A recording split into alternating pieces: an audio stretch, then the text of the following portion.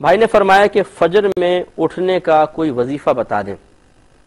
دیکھیں اس کا وظیفہ غور، تفکر، فکر ہے۔ اپنی موت کو یاد کریں، مرنے کے بعد آپ کا کیا ہوگا۔ اگر ہم اس پر غور و تفکر کر لیں، یہ زندگی کی نعمتیں، یہ مزے، یہ آسائشیں، جتنے بھی انسان مزے حاصل کر لے، آخر اس کی لذت ایک دن ختم ہو جاتی ہے۔ لیکن اگر خدا نہ خواستہ ہم نے اللہ کی نافرمانی کے ساتھ اس مزے کو حاصل کیا، مزہ ختم ہو گیا، لیکن اس نافرمانی کا وبال آخرت میں باقی رہے گا اور اس کی اذیت و تکلیف مرنے کے بعد محسوس ہوگی۔ اس لیے اگر انسان موت کو یاد کرے تو بہت بہتر ہے، اور اس کے لیے بہترین طریقہ یہ ہے کہ آپ جنازوں میں شرکت کریں۔ اس کے علاوہ کبھی آپ کو موقع ملے قبرستان جائیں، خصوصاً اکیلے۔ اگر آپ مضبوط دل کے ہیں،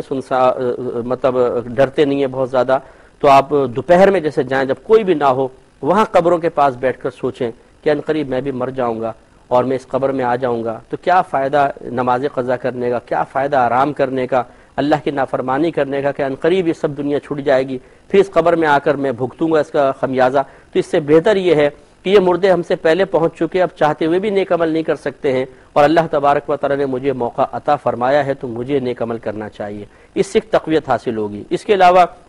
کبھی ہاسپٹل چلے جائیں، بیڈ پہ لیٹے ہوئے خصوصاً ان مریضوں کو دیکھیں جو زندگی کے آخری سانس لے رہے ہیں، ایڑیاں رگڑ رہے ہیں، اور وہ تمنا کر رہے ہیں کہ کاش ہمارے اندر ہمت ہوتی، طاقت ہوتی تو ہم اللہ کو راضی کرتے اور نیک عمل کر لیتے، لیکن اب ان کو وہ مہلت نہیں مل رہی ہے۔ اب ایک ایک لمحہ وہ موت کے قریب ہو رہے ہیں، اپنے عزیزوں سے بچھڑنے کا خوف دل پر طاری ہے، اللہ تعالیٰ کی بارگاہ میں پہنچ کر اپنے سابقہ زندگی کے حساب و کتاب دینے کا ڈر ان پر غالب ہے، چہرے کے رنگ فق ہیں، اور آہستہ آہستہ وہ موت کی طرف بڑھتے ہوئے دنیا کی رنگینیوں کو اپنی آنکھوں سے چھینتے ہوئے دیکھ کر بہت ہی دل آزاری محسوس کر رہے ہوتے ہیں۔ ان کو دیکھنے سے بھی عبرت ہوگی۔ زیادہ ہمت ہے اور آپ کو موقع مل جائے تو کسی مردہ خانے میں چلے جائیں، کسی ہاسپٹل کے، اور وہاں سے لاشیں نکال کر تھوڑا دیکھ لیں، کچلی ہوئی لاشیں کہ ٹرک اوپر سے گزر گیا، آنکھیں ابل کے باہر آ گئی، منہ پھٹ گیا ہے، آنتیں باہر آئی ہوئی ہیں، پسلیاں ٹوٹ گئی ہیں۔ سوچئے کہ کبھی خدا نہ خواستہ اچانک موت مجھے بھی آ گئی اور میرا یہ حشر ہو گیا، تو کیا فائدہ پھر اس آرام کا۔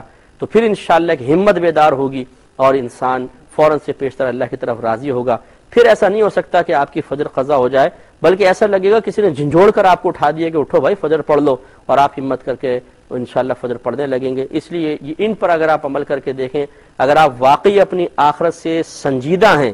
تو یہ عمل کر کے دیکھ لیجئے، پھر اگر نماز قضا ہو جائے تو ہمیں بتائیے گا۔